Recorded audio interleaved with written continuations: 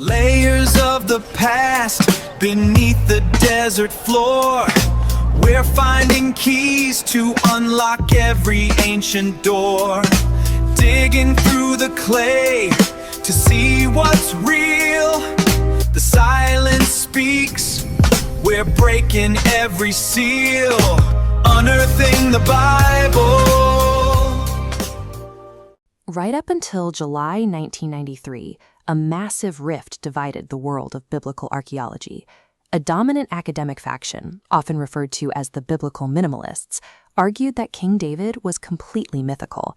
To these scholars, David was an Iron Age equivalent to King Arthur, a fictional hero invented by later scribes trying to validate their own royal lineage. While the biblical text described a sweeping united monarchy in the 10th century BCE, the archaeology of the period told a different story. As this diagram illustrates, before 1993, there was absolutely zero definitive extra-biblical material evidence confirming David's existence, his military exploits, or his dynasty. This total vacuum of physical proof forced the scientific community to dismiss a foundational historical dynasty as a well-crafted fiction. That consensus changed on July 21, 1993. During a scorching midday dig in northern Israel, an excavation team was surveying the ruins of Tel Dan, seen here. The team's surveyor, Gila Cook, was examining a collapsed wall near the outer city gate piazza. The builders of that wall had used common rubble for the foundation, but as the midday sun hit one specific fragment, a piece of dark, fine-grained rock caught her eye. When the team wiped away the dirt, they exposed these cleanly incised ancient characters, etched directly into the basalt. Notice the jagged edges. These fractured borders belonged to a black basalt monument that an invading army intentionally smashed in antiquity. Finding a deliberately destroyed royal monument, repurposed as common building rubble, instantly shifts an excavation site into an ancient crime scene.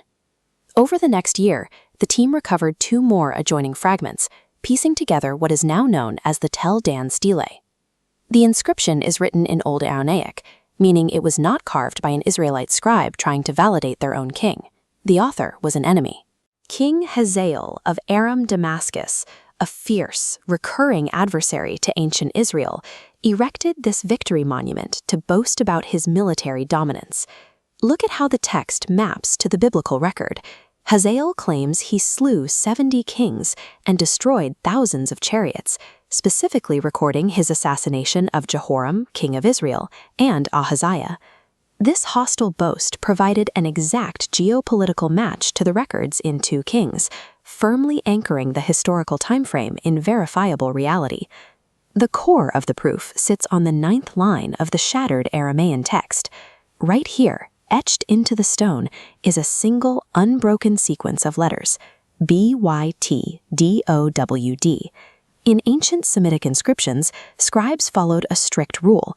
They separated individual words with a small chiseled dot. However, in this specific phrase, that divider dot is missing between the word house and the word David. Linguistically, this proves that neighboring kingdoms in the 9th century BCE recognized Judah as a singular, established dynastic empire. The minimalist myth of a fictional king evaporated. The story of the Tel Dan Stele is still actively evolving.